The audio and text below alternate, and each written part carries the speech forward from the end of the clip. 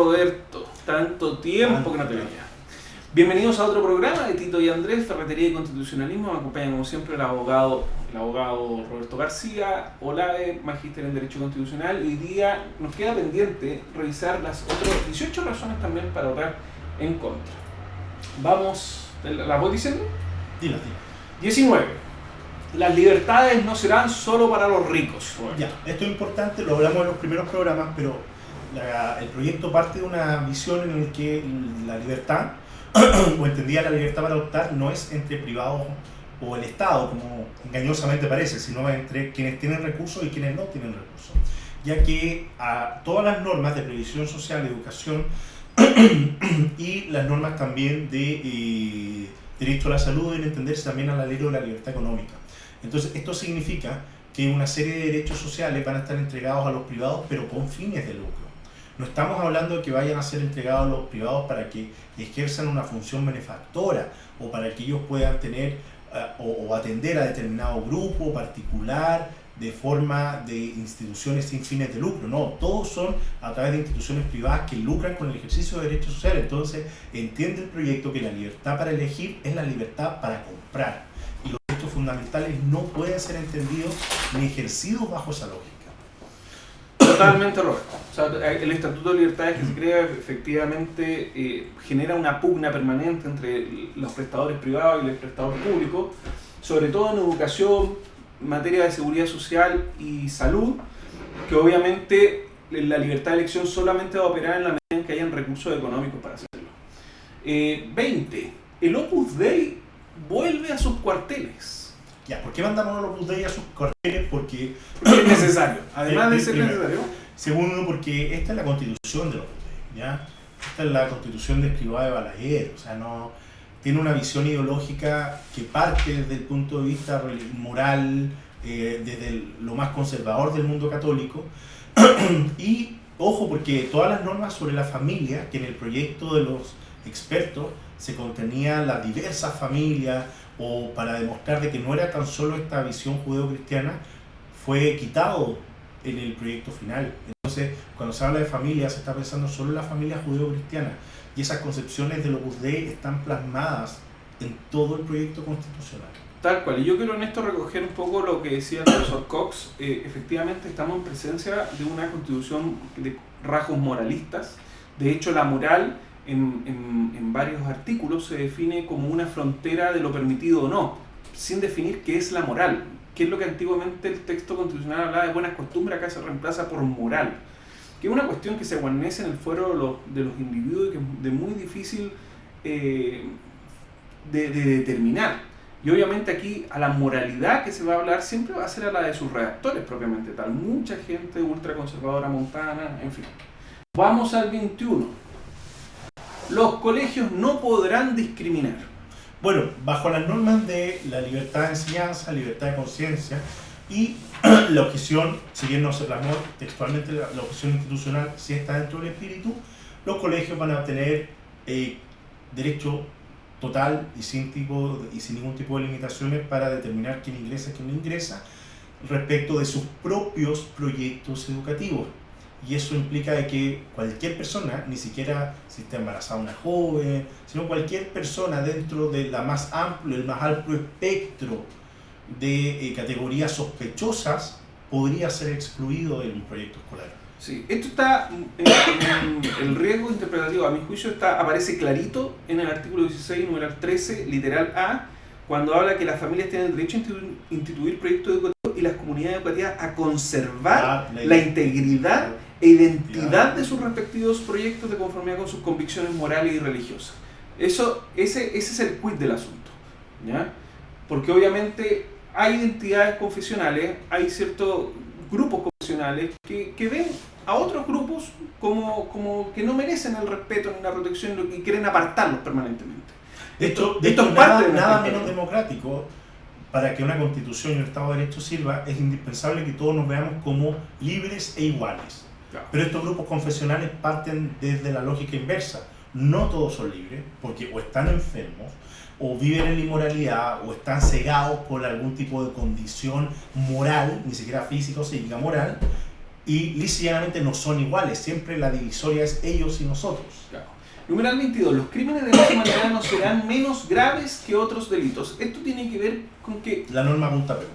más allá de la norma Punta Peuco, también tiene que ver con la norma que privilegia a las víctimas del terrorismo versus otros delitos. Por ejemplo, las víctimas de los crímenes de lesa humanidad, como por ejemplo podrían ser las víctimas de violación, como el grupo Las Mujeres. Esto en parte lo dijo Michelle Bachelet cuando apareció en la franja, de que acá se está haciendo una discriminación de cuáles delitos son más graves y cuáles son menos graves, y a los delitos de terrorismo, que es de lo que se alimenta la derecha desde la perspectiva política criminal, está en un peldaño más arriba. Incluso llega al extremo de ofrecer indemnizaciones con cargo al erario nacional cuando se determina la persona del victimario. O sea, pudiendo demandar al victimario, el Estado se va a poner con una indemnización adicional. Y eso no ocurre con otros delitos que pueden ser igual o más graves. No, y tratándose de los delitos de lesa humanidad, son tan poco importantes para este pretendido constituyente, esperemos que no tengamos que nombrarlo como constituyente, que aquellos condenados por violaciones de derechos humanos pueden optar a cumplir la pena en su casa. O sea, les garantiza, respecto a unos delitos, establece la máxima penalidad y obligaciones. Sí, y en ciertas circunstancias se pueden ir a su casa a poder el jardín, qué sé yo. Vamos al número 23. Los niños seguirán recibiendo todas sus vacunas. Claro. Esto tiene que ver con el interés superior del niño, de quien lo ejerce prioritariamente de acuerdo a la propuesta constitucional, que en este caso es de sus papás, de los padres o tutores eventualmente en su caso, y obviamente con todo esto que tiene que ver con el principio de libertad de pensamiento, conciencia y religión, en donde efectivamente aquí la gran amenaza es que la voluntad de los padres, sobre todo aquellos que no quieren que los niños se transfundan o no quieren que se vacunen por razones religiosas, prime por sobre el interés general o superior del menor visto en abstracto. ¿Dónde estaban los intereses superiores del niño? Estaba al comienzo, ¿verdad? Artículo 2. Artículo 2. Vamos al 24. Violadores, sociópatas y terroristas de Estado cumplirán sus condenas con cárcel. Esto tiene que ver con lo que hablábamos de la norma Punta Peuco, porque efectivamente la norma en cuestión, que está en el artículo 16, numeral 4, literal H, no hace distinción en cuál es la naturaleza del delito para acceder a una norma de indulgencia, a un beneficio de poder cumplir la pena en la comodidad de su hogar, ¿ya? O sea, perfectamente podríamos tener violadores, sociópatas y terroristas de Estado cumpliendo sus condenas no en la cárcel, sino que en sus casas. Número 25. No habrá retroceso en ley de aborto. Roberto. Bueno, la ley de aborto está en riesgo y cualquiera que diga que no o está equivocado o lisa y llanamente miente. O sea, acá inclusive no se puede, como ha hecho una profesora, que tengo mucha estimación, pero eso no me inhibe decir que está equivocada. Marisol Peña. Marisol Peña, claro, de que estaría asegurada por los fallos internacionales, porque el mismo proyecto constitucional señala que estos fallos de instituciones internacionales no son aplicables en Chile, no vinculan a la legislación interna. Entonces, estamos haciendo referencia al artículo 16, numeral 1, propósito del derecho a la vida, y lo está vinculando Roberto con el artículo 3.2, donde básicamente lo que se hace es excluir totalmente el soft law como norma vinculante. Entonces, acá está en riesgo la ley de aborto en 3 causales, porque ya de la redacción del 16, número 1, cuando se habla de quién está por nacer, se está poniendo un estándar que es mucho más alto que el que tiene actualmente la Constitución en el 19, número 1. Bien, 26. La DT, Dirección del Trabajo, seguirá cursando todas las multas del tipificador. Bueno, según el 16, número 9, letra B, si no estoy mal, pone en riesgo totalmente las facultades sancionatorias del Estado. Ya pone en entredicho no solo la Dirección del Trabajo, sino todos los organismos sancionatorios están en grave riesgo de perder sus facultades, ya que muchas de las sanciones y de las conductas tipificadas no se encuentran en la ley, de hecho casi ninguna, o lo hacen en términos genéricos. Entonces el estándar que interpone, que estatúe el proyecto, es muy alto, irrealizable. Sí, de hecho, en general lo que hace es suprimir toda la potestad autónoma que tiene el gobierno para establecer normas de derecho administrativo sancionatorio. Sí, le quita la facultad. Se la quitó, derechamente. El tipificador de multas que lo pueden descargar en línea, ¿ya? se van a dar cuenta que cuando establece cuál es el fundamento de una determinada multa, si ustedes ponen decreto, se van a dar cuenta que hay muchísimas normas que están fundadas en decretos supremos, en decretos de la autoridad sanitaria, de la autoridad de salud, que tienen que ver con cuestiones de seguridad y no en una norma legal. Vamos al número 27. No se constitucionalizan las AFP. Esto tiene que ver con el artículo 16, numeral 22. 22, ¿cierto? 22, no. 28. Numeral 28.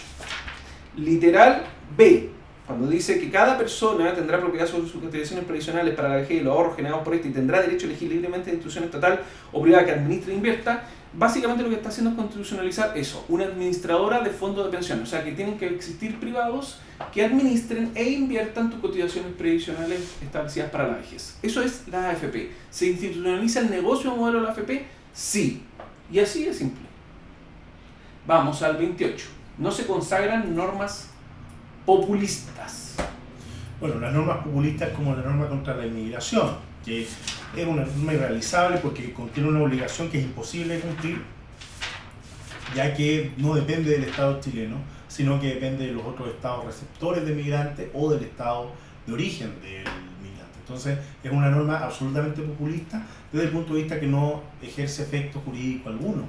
La Constitución chilena no puede obligar a Maduro, no puede obligar a Evo Morales, no puede obligar a Dina Boluarte, a nadie, más que a los chilenos y al gobierno. Así es, en general el texto está plagado de declaraciones que no son más que eso, normas populistas, imposibles de cumplir. Yo te quería citar el artículo 16, número 24, literal B, a propósito de la libertad de enseñanza, y dice: asimismo garantiza a toda persona la elección del establecimiento educacional de su preferencia. Algo irrealizable. Irrealizable. Porque obviamente si todos quisiéramos llevar a los niños al Grange, además de no tener los recursos para hacerlo, obviamente no existe la infraestructura para recibir a todos los niños en ese colegio. Y obviamente esa libertad de elección finalmente se le va a delegar en el colegio que va a poder segregar, ¿ya? Pero no es una libertad que tengan las personas. Es una libertad que tiene la empresa. Esto es una norma que suena bien, que hoy todos vamos a poder elegir dónde poner a nuestros niños, pero que en la realidad es inaplicable. ¿Ya? No, carece de toda lógica, carece de todo sentido. Vamos al numeral 29. No se constitucionalizan las ISAPRES. Bueno, va lo mismo que para la AFP porque se establece la existencia de organismos privados con fines de lucro que con cargo a la cotización de salud pueden entregar prestaciones. O sea, eso es un ISAPRE. Literal B del numeral 22 del artículo 16. Vamos al 30. Los hijos no serán de propiedad de sus tutores. Volvemos al nefasto artículo 12 que entiende a los niños como extensión de la propiedad de sus padres y subyuga los derechos fundamentales de los menores. Son personas con derechos humanos igual que de valiosos que los que tienen sus tutores a la decisión personal de los padres. Y esto pone en riesgo a los menores toda vez que los intereses que pueden tener los tutores legales pueden ir incluso en contra de los intereses del niño. Tal cual. Dice: el Estado reconoce a la familia, esto a los padres o tutores en su caso, la prioridad en la determinación del interés superior de sus hijos o pupilos. Y efectivamente la misma norma da cuenta de que no hay ningún tipo de reconocimiento de la autonomía progresiva de los niños, niñas y adolescentes. Vamos al 31. Las niñas embarazadas no serán expulsadas de ningún establecimiento. Y tiene que ver con que los colegios no van a tener no van a tener esta objeción de conciencia, este derecho a cuidar la identidad o integridad de su proyecto. ¿Por qué? Porque es un derecho que las escuelas no deben tener. O sea, una cosa es el derecho que tienen a educar y promover determinadas ideas, siempre bajo un margen mínimo de pluralidad, y otra ya es lisa y llanamente discriminar como les permite el proyecto. Tal cual. De hecho, la misma Constitución dice que no es necesario que los colegios sean pluralistas, así de simple. Vamos al numeral 32, quedan poquitas ya. El Estado seguirá definiendo la mayoría del currículum de educación reconocida por el Estado. Algo mencionamos. La legislación que se propone le permite establecer en materia de currículum escolar la mitad del currículum. Esto está, para que ustedes sepan, en el artículo 16, numeral 24, literal G. Dice: los establecimientos educacionales tendrán la libertad para determinar sus contenidos curriculares conforme a la identidad e integridad de su proyecto. Acto seguido dice, sin perjuicio de lo anterior, el Estado fijará los contenidos mínimos por una ocasión parvularia, básica y media, la que no implicarán el uso de un porcentaje mayor a la mitad de las horas lectivas. O sea, el Estado ya tiene una participación que en ningún caso es mayoritaria en la determinación de los currículum, y es más, la regla general es que serán los establecimientos educacionales que reconoce el Estado quienes van a tener el control sobre el currículum escolar. Algo que nunca ha existido en nuestra historia republicana. Ni siquiera en la República Conservadora. Ni siquiera en la República Conservadora. De hecho, fue la República Conservadora cuando se crea la Universidad de Chile, donde se fijan las reglas de lo que se iba a reconocer y no se iba a reconocer como educación. Vamos al numeral 33. No se elude la democracia ya que no suben los quórums. Porque si hay algo que tiene característico es que el proyecto propone un texto más rígido en donde reformar la Constitución va a ser mucho más compleja. Sube el quórum general para reformas parciales de 4/7 a 3/5, y para hacer reformas orgánicas ya lo vuelve imposible. El procedimiento es 2/3 en 2 congresos continuos para efectos de poder activar un proceso constituyente. O sea, eso es eludir básicamente la democracia y las reglas de mayoría. Vamos al numeral 34, no se extiende la justicia militar. Esto tiene que ver con lo que le sacaban al otro proyecto, de decir que existía esta justicia multicultural y que un chileno, un indígena, derecho indígena, bueno, eso era bien dudoso que pudiera ocurrir, pero aquí sí pasa, aquí sí hay una justicia especial y los chilenos comunes y corrientes podrían verse sometidos a esta justicia. Esta norma amplifica, porque hoy en día si cualquier persona que no sea un funcionario activo de la institución, que en el ejercicio de sus funciones cometa algún acto ilícito, no se somete a la justicia militar. Pero esto le pega a los administrativos, le pega a todos. Una extensión. Vamos al 35. Por lo mismo, será más fácil ponerle dientes al CERNAC. Esto hay que vincularlo al 33, ¿ya? O sea, porque suben los quórums. Obviamente en la Constitución actual, en la Constitución de 1980, donde el quórum es de 4/7, es más fácil ponerle los dientes al CERNAC. Esto porque este proyecto de Constitución no se los pone, ¿ya? O sea, le da casi un rol meramente informativo y educador al Servicio Nacional del Consumidor, mas no le da roles interpretativos, roles sancionatorios, que es lo que uno esperaría de una institución como el Servicio Nacional del Consumidor, ¿ya? Por lo tanto, si sigue estando la idea de ponerle los dientes al CERNAC, es mucho más fácil ponérselo con la Constitución vigente que con la propuesta del Partido Republicano. Vamos al último, 36, y es un tema político. Se cierra el debate constitucional. Bueno, yo creo que esto ya está de perogrullo, o sea, Chile no resiste un tercer proceso constituyente, no hay el interés, no hay la gana, hay necesidades más urgentes. El proceso constitucional se cierra. Y esto también es como un tema político, tiene que ser cerrado también de una óptica política. Esto es el gran error de la izquierda y de la centroizquierda de pensar que todo pasaba por el Código Constitucional. Perdieron la oportunidad histórica que tuvieron, porque finalmente la Constitución se dieron cuenta de algo que siempre se dijo, pero que nunca se quiso escuchar, de que las constituciones no cambian las realidades. Las mejores constituciones, de hecho, no son las que generan nuevos mundos, sino las que mejor conversan con la realidad existente. Y la realidad existente tenía una serie de problemas, falencias y necesidades que no fueron abordadas institucionalmente a través de reformas. O sea, realmente si nosotros hubiésemos hecho las reformas que en octubre de 2019 la gente pedía y que todavía son reformas sensibles para la población, como en materia de salud, pensiones, educación y otra serie de cosas, seguridad, migración, no estaríamos metidos hoy en día discutiendo un proyecto que es regresivo y que lo único que va a hacer es ahondar más las contradicciones sociales que nos llevaron a este proceso constituyente.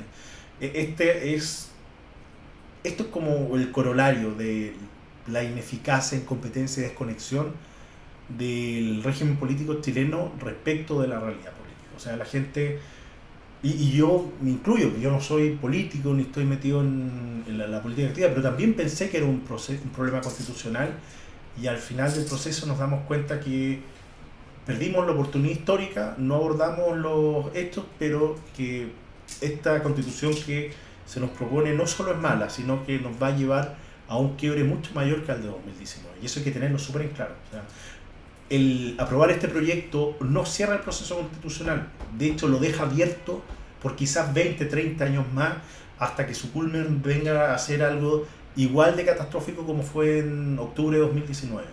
Entonces es importante cerrar este proceso y abocarse a cosas mucho más concretas que el proceso constituyente. Yo creo lo mismo, y tal vez me faltó un número 36. 36 tenemos 37. Perdón, 37. Que es que la propuesta constitucional que se nos propone para el próximo 17 de diciembre, en rigor, no resuelve ninguno de los problemas que dio lugar el 18 de octubre. Ninguno. Es más, los profundiza en muchas medidas. O sea, cuando tú profundizas el Estado subsidiario, lo que estás profundizando son los problemas que nos condujeron a las condiciones materiales para que se produjera una gran revuelta el 18 de octubre y en adelante, porque duró varios meses. Yo creo que también por una cuestión de realidad, de principio de realidad, se cierra el proceso. No hay posibilidad. Yo soy radical, tú lo sabes, el Partido Radical tuvo su convención ideológica, sacó un voto político que lo planteaba en esos términos, y yo veo, sobre todo en el mundo del centro, que no hay ganas de hacer un tercer proceso, porque si hay algo que es claro es que uno no sabe si esto, ¿cómo se llama? Este péndulo lo va a favorecer al centro o no.